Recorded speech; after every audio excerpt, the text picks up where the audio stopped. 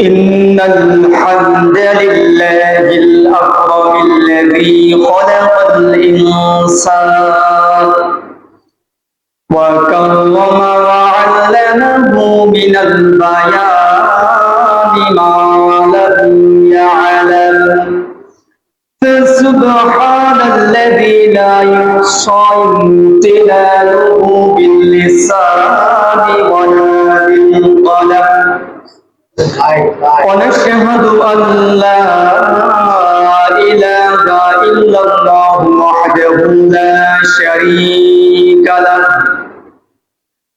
ونشهد أن سيدنا ومولانا محمدا عبده ورسوله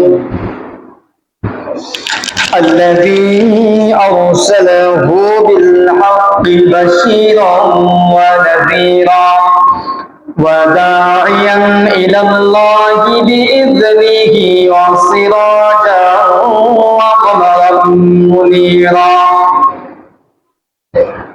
فقد قال الله تعالى في كلامه المجيد وبرهانه التوحيد أعوذ بالله من الشيطان الرجيم بسم الله الرحمن الرحيم قد أفلح المؤمنون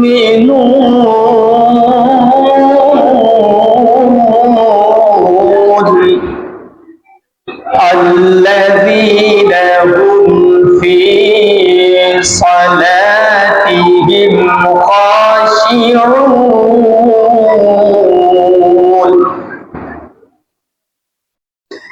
وقال تعالى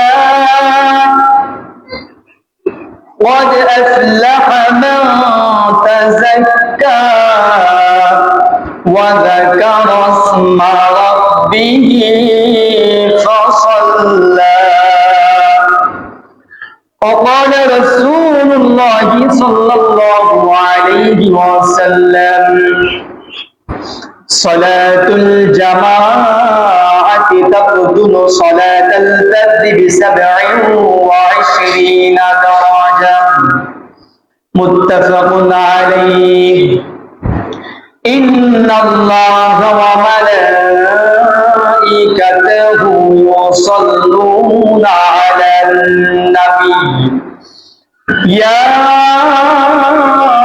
أيها الذين آمنوا صلوا عليه وسلموا تسليما اللهم صل على سيدنا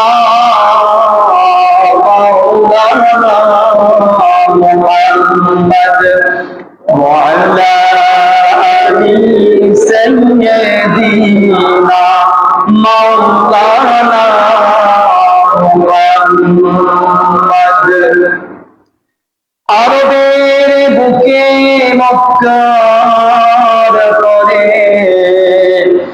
যেথায় মা আমিনার ঘর আল্লাহর করুণায় কাউসার হয়ে ঝরছে সেটাই বারবার বালাগল মৌলাবি কামালিহি কাশাফাত দুজা বিজামালিহি হাসনাত জামিউ খিসালিহি সাল্লু আলাইহি ওয়া আলিহি লা ইলাহা ইল্লাল্লাহ লা ইলাহা ইল্লাল্লাহ লা ইলাহা ইল্লাল্লাহ লা ইলাহা ইল্লাল্লাহ, লা ইলাহা ইল্লাল্লাহ, মুহাম্মাদুর রাসূলুল্লাহ সাল্লাল্লাহু আলাইহি ওয়াসাল্লাম। আলহামদুলিল্লাহ, বাংলাদেশের ঐতিহ্যবাহী খুলনা বিভাগের যশোর জেলার জিকনগাছা থানার পানিসারা ইউনিয়নের নীলকণ্ঠনগর উত্তর পূর্বপাড়া জামে মসজিদের সম্মানিত মুসল্লি ভাইয়েরা, দ্বীনী ভাইয়েরা, আজকের এই জুমার আলোচনা যে যেখান থেকে শুনতেছেন, পর্দার অন্তরালে অবস্থানরত শ্রদ্ধা ও মা ও বোনেরা, সকলকে জানাই আমার আন্তরিক সালাম। আসসালামু আলাইকুম ওয়া রাহমাতুল্লাহ।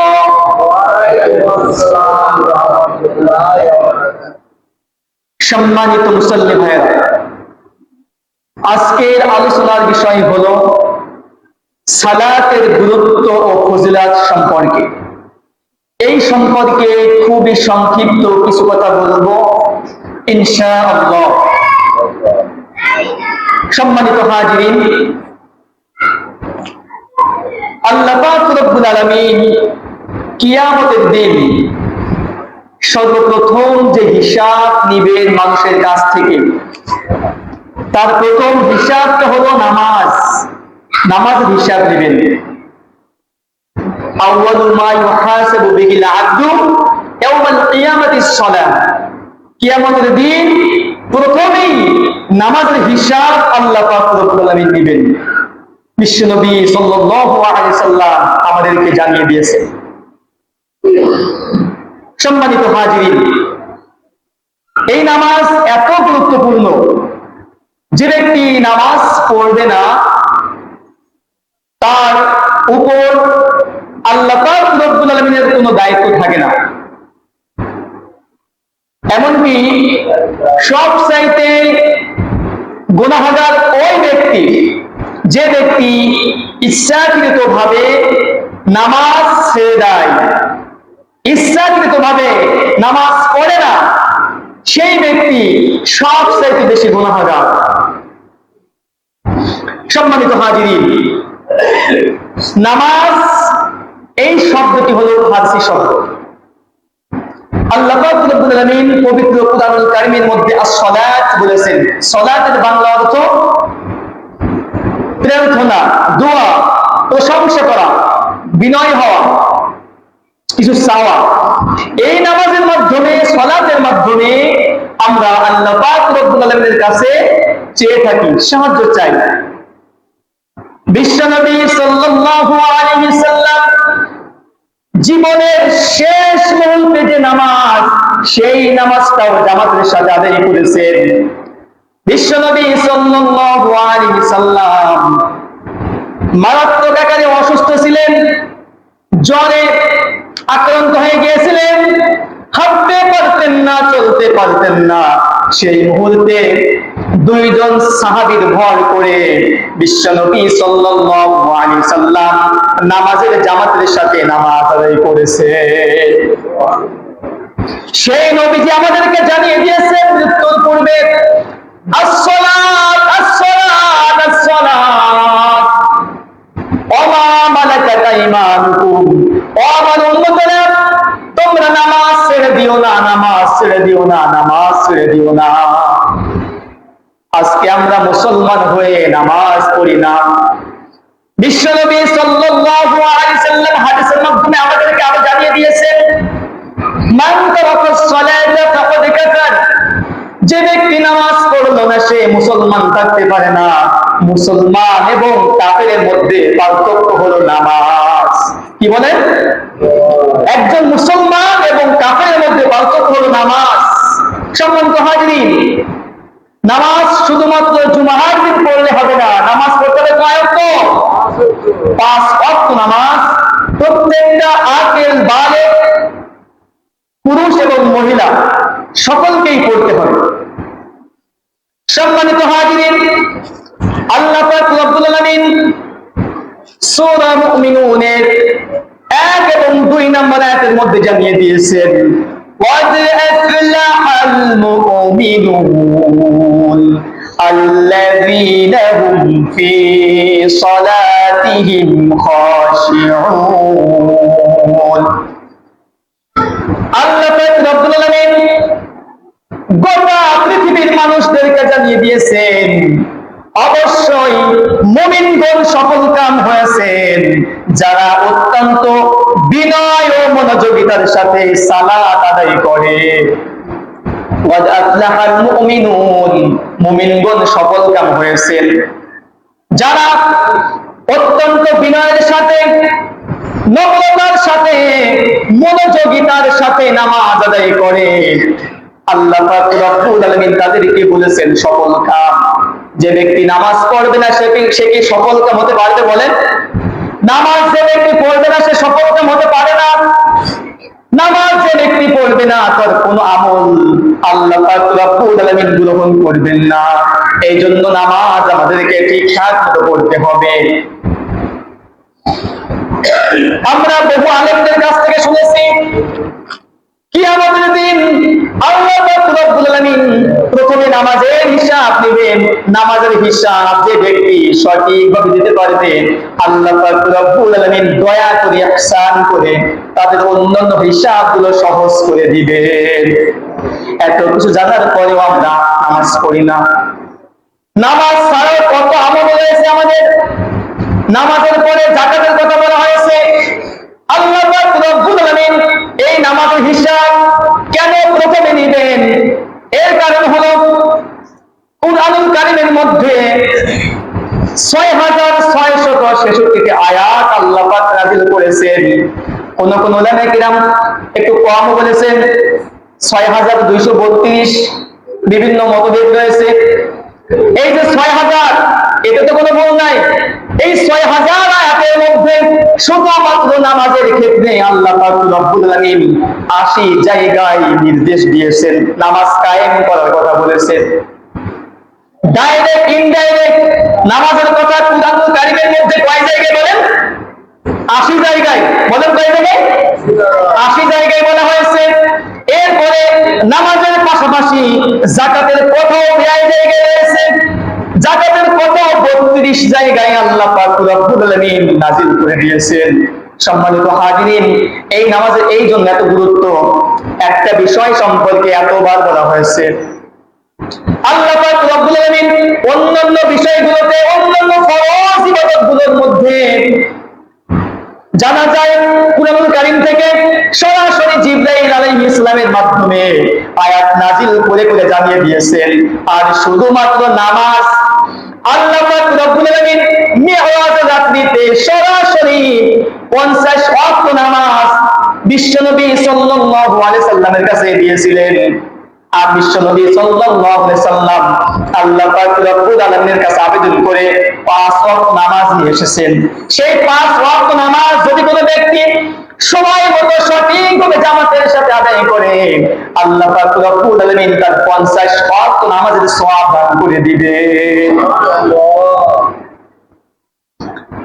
আল্লাহ পাক রব্বুল আলামিন আরো জানিয়ে দিয়েছেন সূরা আলা 14 এবং 15 নম্বর আয়াতে আল্লাহ পাক রব্বুল আলামিন বলতেছেন, ওয়াদ আফলাহা মান তাযাক্কা ওয়া যাকারা ইসমা রাব্বিহি ফাসাল্লা। আল্লাহ পাক রব্বুল আলামিন বলেন, সেই ব্যক্তি সাফল্য অর্জন করতে পারে যে নিজেকে পবিত্র করে এবং নিজ প্রভুর নাম স্মরণ করে সালাত আদায় করে। এই আয়াতের মধ্যে আমরা জানতে পারলাম সূরা আলা এর 14 এবং 15 নম্বর আয়াতে আল্লাহ বললেন সাফল্য অর্জন করতে পারে কোন ব্যক্তি? যে ব্যক্তি পবিত্র অবস্থায় নামাজ আদায় করে। তাহলে যে ব্যক্তি নামাজ আদায় করবে না, নামাজ পড়বে না, সে কখনো সাফল্য অর্জন করতে পারে না। পারে কি? বেনামাজি সাফল্য অর্জন করতে পারবে? আল্লাহ নিজেই বলে দিয়েছেন ওই ব্যক্তি সাফল্য অর্জন করতে পারবে যে পবিত্র অবস্থায় আল্লাহ পাক রব্বুল আলামিনকে স্মরণ করে অর্থাৎ নামাজ আদায় করে। আল্লাহ পাক রব্বুল আলামিন সূরা মাআরিজের 19 থেকে 23 নম্বর আয়াতের মধ্যে আমাদেরকে জানিয়ে দিয়েছেন, ইন্নাল ইনসানা খুলিকা হালুআ ইযা মাসসাহু শাররু জাযুআ ওয়া ইযা মাসসাহুল খায়রু মানুআ ইল্লাল মুসাল্লিন আল্লাযীনা হুম আলা সালাতিহিম দাঈমুন। আল্লাহ পাক রব্বুল আলামিন বলতেছেন, ইন্নাল ইনসানা খুলিকা হালুআ, নিশ্চয় মানুষ সৃষ্টিগতভাবে অস্থিরচিত্ত, অধৈর্য। একজন মানুষ সৃষ্টিগতভাবে সে কি? অধৈর্য, অস্থিরচিত্ত। সে বিপদে পড়লে কি করে? বিপদে পড়লে সে অধৈর্য, হতাশ হয়ে পড়ে। আর কল্যাণ বা সম্পদ লাভ করলে সে কৃপণ হয়ে পড়ে। শুধুমাত্র ব্যতিক্রম হলো সালাত আদায়কারীগণ। আল্লাহ পাক রব্বুল আলামিন সূরা মাআরিজের 19 থেকে 23 নম্বরে 5টি আয়াতের মধ্যে আমাদেরকে জানিয়ে দিয়েছেন, প্রত্যেকটি মানুষ সৃষ্টিগতভাবেই অধৈর্য, অস্থিরচিত্ত। শুধুমাত্র ওই ব্যক্তি বাদে যারা দাঈমুন, সর্বদা, অর্থাৎ যে ব্যক্তি 5 ওয়াক্ত নামাজ সময় মতো সঠিকভাবে আদায় করবে, ওই ব্যক্তিগণ বাদে প্রত্যেকটি মানুষ অধৈর্য, অস্থিরচিত্ত। এই জন্য আমাদেরকে নামাজ পড়তে হবে সময় মতো 5 ওয়াক্ত। সম্মানিত হাজিরিন, যখন নামাজের সময় হয়ে যাবে, নামাজ আদায় করতে হবে সময় মতো, সঠিকভাবে আদায় করতে হবে। এরপরে আল্লাহ পাক রব্বুল আলামিন পরকাল সম্পর্কে আমাদেরকে অর্ডার করে দিয়েছেন, আয়াতের মাধ্যমে নাজিল করে দিয়েছেন। আল্লাহ পাক রব্বুল আলামিন বলতেছেন, ইয়াওমা ইউকশাফু আন সাকি ওয়া ইউদআউনা ইলাস সুজুদি ফালা ইস্তাতিউন খাশিআতান আবসারুহুম তারহাকুহুম যিল্লাহ ওয়া ক্বাদ কানু ইউদআউনা ইলাস সুজুদি ফালা ইস্তাতিউন। সূরা কলাম 29 নম্বর পারা 42 এবং 43 নম্বর আয়াতের মধ্যে আল্লাহ পাক রব্বুল আলামিন জানিয়ে দিয়েছেন, কিয়ামতের দিন প্রত্যেকটা ব্যক্তিকে সিজদা দেওয়ার জন্য আল্লাহ পাক রব্বুল আলামিন বলবেন। কিছু মানুষ সিজদা দিতে পারবে না, দুনিয়ায় যারা নামাজ পড়তো না, নামাজ আদায় করতো না, এই মানুষগুলো রুকু করতে পারবে না, সিজদা করতে পারবে না। তখন কি হবে? খাশিআতান আবসারুহুম তারহাকুহুম যিল্লাহ ওয়া ক্বাদ কানু ইউদআউনা ইলাস সুজুদি ফালা ইস্তাকিম ওয়া হুম সালিমুন। যে ব্যক্তিগণ সিজদা দিতে পারবে না, তাদের দৃষ্টি অবনত হয়ে যাবে, অপমানিত হয়ে যাবে। দুনিয়ায় যারা নামাজ পড়তো না, সময় মতো 5 ওয়াক্ত নামাজ যারা পড়তো না, তারা সিজদা করতে পারবে না। এত পরিমাণ অপমানিত হবে, তারা লাঞ্ছিত হবে, নিজেরাই মাথা নিচু করে থাকবে।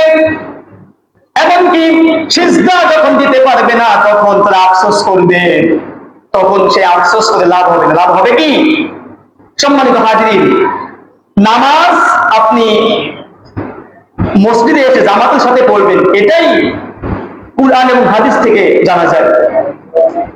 সম্মানিত হাজিরিন, বিশ্বনবী সাল্লাল্লাহু আলাইহি সাল্লাম বলেছেন যে আমার ইচ্ছা হয় যে ব্যক্তি আযান শোনার পরে মসজিদে এসে নামাজ আদায় করে না, আমি একজন সাহাবীকে অর্ডার করি নামাজের ইমামতির জন্য। আর যে ব্যক্তি আযান শুনে মসজিদে আসলো না, আমি কিছু খড়কুটো নিয়ে, কাঠখড়ি নিয়ে তাদের বাড়ি আগুন দিয়ে জ্বালিয়ে দিই। আমার ইচ্ছা হয়, কিন্তু জ্বালাই নেই এই জন্য বাড়িতে নারীরা রয়েছে, মহিলারা রয়েছে, শিশু বাচ্চারা রয়েছে, এই জন্য আমি এটা পারি না। কত কঠিন কথা বলেছেন বিশ্বনবী সাল্লাল্লাহু আলাইহি ওয়াসাল্লাম নামাজের ক্ষেত্রে। ইচ্ছাকৃতভাবে নামাজ ছেড়ে দেওয়া যাবে না। সম্মানিত হাজিরিন, বিশ্বনবী সাল্লাল্লাহু আলাইহি সাল্লাম আমাদেরকে আরো জানিয়ে দিয়েছেন, ইবনে আব্বাস রাদিয়াল্লাহু তাআলা আনহু থেকে বর্ণিত, রাসূলুল্লাহ সাল্লাল্লাহু আলাইহি সাল্লাম বলেছেন, মান সামিআ জিদা ফালাম ইয়াতি ফালাম ইয়াজিদ ফালা সালাতা লাহু ইল্লা মিন নুরিন। বিশ্বনবী সাল্লাল্লাহু আলাইহি সাল্লাম বলেছেন, যে ব্যক্তি নামাজের আহ্বান অর্থাৎ আযান শুনতে পেল, আযান শোনার পরে আযানে সাড়া না দিয়ে, আহ্বানে সাড়া না দিয়ে যে ব্যক্তি নামাজ জামাতে এলো না, তার নামাজ হবে না। যে ব্যক্তি বাড়িতে নামাজ আদায় করবে তার নামাজ হবে না। তিরমিজি, ইবনে মাজাহ, বাইহাকি কয়েকটি হাদিসের মধ্যে আপনারা পাবেন। সম্মানিত হাজিরিন, জামাতের সাথে এসে নামাজ আদায় করা 27 গুণ সওয়াব, এই সম্পর্কে হাদিসে আছে। ইবনে উমর রাদিয়াল্লাহু আনহু বলেন, বিশ্বনবী সাল্লাল্লাহু আলাইহি ওয়াসাল্লাম বলেছেন, সালাতুল জামাআতি তাফদুলু সালাতাল ফারদি বি70 ওয়া 20 দারাজা। বিশ্বনবী বলেন, একাকী সালাতের চেয়ে জামাতের সাথে সালাত আদায় করলে 27 গুণ সওয়াব হবে। তাহলে আপনি একাকী নামাজ আদায় করবেন আর জামাতে নামাজ আদায় করবেন, জামাতের সাথে আদায় করলে 27 গুণ সওয়াব আপনি পাবেন। আপনার বাড়িতে নামাজ হবে 3টা শর্তে। সে 3টা শর্ত হলো, যদি আপনি অসুস্থ থাকেন, আপনি হেঁটে আসতে পারছেন না, বা আপনার কোনো ভয়ের কারণ রয়েছে যে আপনার জীবনটা শেষ হয়ে যেতে পারে, এই ভয়ের কারণ হলে আপনি নামাজ বাড়িতে হবে। এরপরে এমন বৃষ্টি হচ্ছে, বৃষ্টিতে আপনার আসার কায়দা নেই, আপনি আসতে গেলে আপনার কাপড় অপবিত্র হয়ে যাবে বা আপনি ভিজে যাবেন। এই 3-4টা কারণ ছাড়া বাড়িতে নামাজ পড়লে নামাজ হবে না। এরপরে আরো গুরুত্বপূর্ণ কথা হলো, আপনি যে বাড়িতে নামাজ পড়তেছেন, আপনার সূরা কিরাত কি সহি শুদ্ধ আছে, সেটাও তো কোনো খোঁজ খবর নাই। অথচ আপনি মাঠে ফুল চাষ করতেছেন, ফুল যখন একটু ভালো হয় না বা ফুলে পোকা লাগতেছে, কোন কোন স্প্রে করলে ফুলটা ভালো হবে, তাজা হবে, আপনি ঠিকই সেই ভালো একজন কৃষকের কাছে যে আপনি জানতেছেন যে কেমন ভাবে কখন সার মাটি দিলে আপনার ফুল চাষ ভালো হবে, ঠিকই জানতেছেন। অথচ আপনার নামাজের সূরা কিরাত সহি শুদ্ধ আছে কিনা, যারা জানে বোঝে তাদের কাছে একদিনও জাননি। আল্লাহ পাক রব্বুল আলামিনের কাছে হিসাব দেওয়া কি যাবে বলেন? হিসাব দেওয়া কঠিন হয়ে যাবে। এজন্য আসুন, নামাজের সূরা কিরাত যেভাবে পড়লে নামাজ হবে সেইভাবে আপনাকে সূরা কিরাত সহি শুদ্ধ করে নামাজ পড়তে হবে।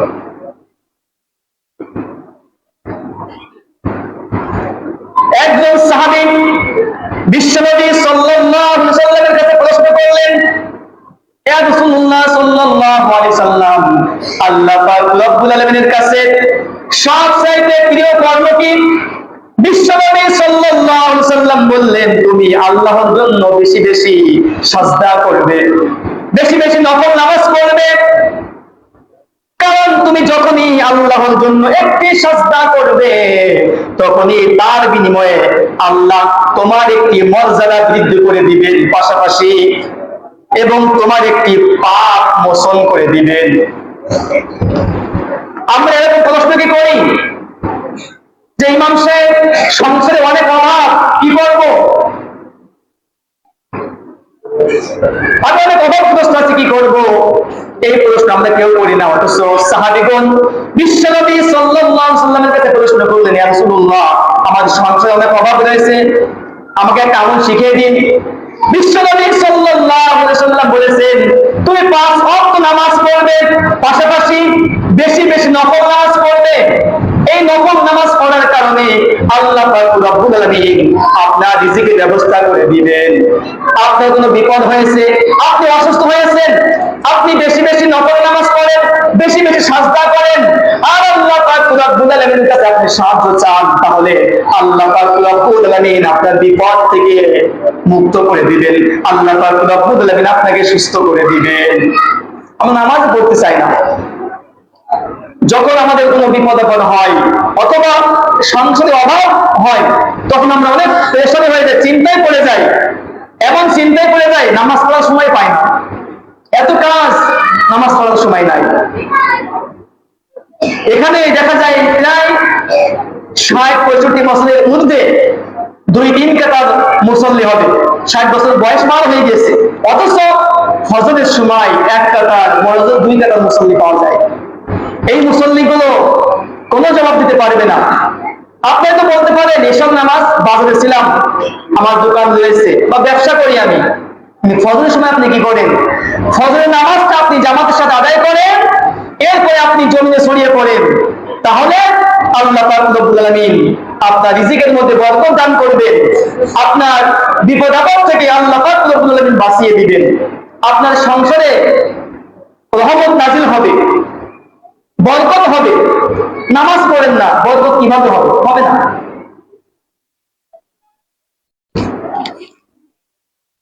এরপরে আল্লাহ পাক রব্বুল আলামিন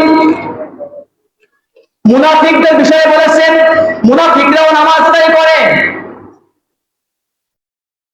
وَإِذَا قَامُوا إِلَى الصَّلَاةِ قَامُوا كُسَالَى يُرَاءُونَ النَّاسَ وَلَا يَذْكُرُونَ اللَّهَ إِلَّا قَلِيلًا। আল্লাহ পাক রব্বুল আলামিন মুনাফিকদের বিষয়ে সূরা নিসা ১৪২ নম্বর আয়াতের মধ্যে জানিয়ে দিয়েছেন, যারা মুনাফিক তারাও নামাজ আদায় করে, মাঝে মাঝে নামাজ আদায় করে, আর কি করে? যখন নামাজে দাঁড়ায় তখন নামাজের মধ্যে মনোযোগ থাকে না, নামাজের মধ্যে এমন ভাবে দাঁড়ায়, নড়াচড়া করে, চুলকাচুলকি করে, শৈতুল্য ভাবে নামাজ আদায় করে, নামাজের সিজদার দিকে নজর তার যায় না। এই হলো মুনাফিকের নামাজ। এই আয়াতের তাফসীরের মধ্যে কয়েকটা হাদিস আপনি পাবেন। একটা হাদিস আপনি পাবেন, হাদিসের মধ্যে এসেছে বিশ্বনবী সাল্লাল্লাহু আলাইহি সাল্লাম জানিয়ে দিয়েছেন, মুনাফিকদের জন্য 2 ওয়াক্ত নামাজ সবচাইতে বেশি কঠিন।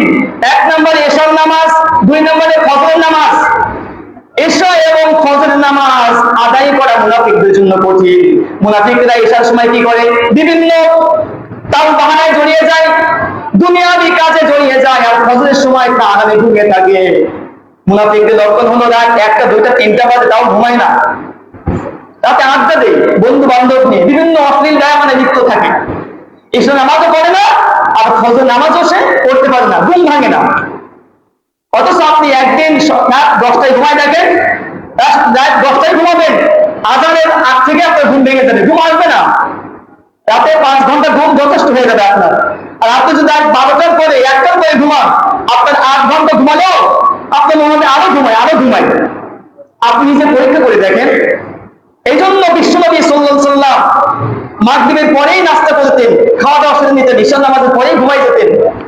2-1 ঘন্টা ঘুমানোর পরেই বিশ্বনবী সাল্লাল্লাহু আলাইহি সাল্লাম তাহাজ্জুদের জন্য দাঁড়িয়ে যেতেন। আর আমরা কি করি? রাতে ঘুমাতে চাই না, অনেক দেরি করে ঘুমাই। সম্মানিত হাজিরিন, তো আসুন যে আলোচনাগুলো আমরা শুনলাম আমরা যেন সঠিকভাবে মানতে পারি। বিশেষ করে নামাজ শুধু জুমার দিন নয়, 5 ওয়াক্ত নামাজ যেন সময় মতো পড়তে পারি, ওয়াক্ত মতো পড়তে পারি। আল্লাহ পাক রব্বুল আলামিন আমাদের সকলকে সেই তৌফিক দান করুন, আমিন। সম্মানিত হাজিরিন, আগামী জুমার আলোচনার বিষয় হবে যে নামাজের মধ্যে যে ভুল ভ্রান্তি, নামাজের মধ্যে আমরা কি ভুল করে থাকি, এই ভুল সম্পর্কে আলোচনা হবে ইনশাআল্লাহ। আরেকটা বিষয় আমাদের হৃদয়ে অনেক আঘাত করে থাকে, সেটা হলো যে বাংলাদেশের মতো একটা মুসলিম রাষ্ট্রে 92% বা 91% মুসলমান, এই 91% মুসলমান দেশে একজন অমুসলিম সে কুরআনকে অবমাননা করে, কুরআন ছিঁড়ে ফেলে, কুরআনে পা দেয়। খুবই দুঃখজনক এটা। আমরা জানতে পেরেছি ইতিমধ্যে 4-5 দিন আগে ঢাকা নর্থ সাউথ বিশ্ববিদ্যালয়ে সেখানে কোরআনকে অবমাননা করা হয়েছে। অনেকেই তাকে অনেক মারধর করেছে, মারধর করে পুলিশের কাছে সোপর্দ করেছে। এর একটা আইন চাই আমরা, কিন্তু আইনটা বাস্তবায়ন হচ্ছে না। বাস্তবায়ন করতে হলে আমরা যে মুসলমান, এই মুসলমানদের একতা হতে হবে। মুসলমান যদি আপনার নবীর অপমানে, কুরআনের অবমাননা করাটা করে যারা, এদের বিরুদ্ধে আমরা একটা মিছিল করতে না পারি, তাহলে আমরা কেমন ইমানদার? অনেক সময় নবীর নামে কটূক্তি করা হয়, গালিগালাজ করা হয়, কোরআনকে পুড়িয়ে ফেলা হয়। এর জন্য একটু মিছিল মিটিং সভা সমাবেশ করলেও তো আমরা বলতে পারবো যে আল্লাহ তোমার কোরআনের প্রতি আমাদের মহব্বত ছিল, আমরা তাও করতে পারি না। আমার মুসলমান সম্মানিত হাজিরিন, আমরা সঠিক বিচার চাই আল্লাহ পাক রব্বুল আলামিনের কাছে, এবং যারা এইভাবে অপরাধ করবে যেন আমাদের সংসদে একটা আইন জারি হয়, এর উত্তম শাস্তির ব্যবস্থা করা হয়, আমরা সেই কামনা করব।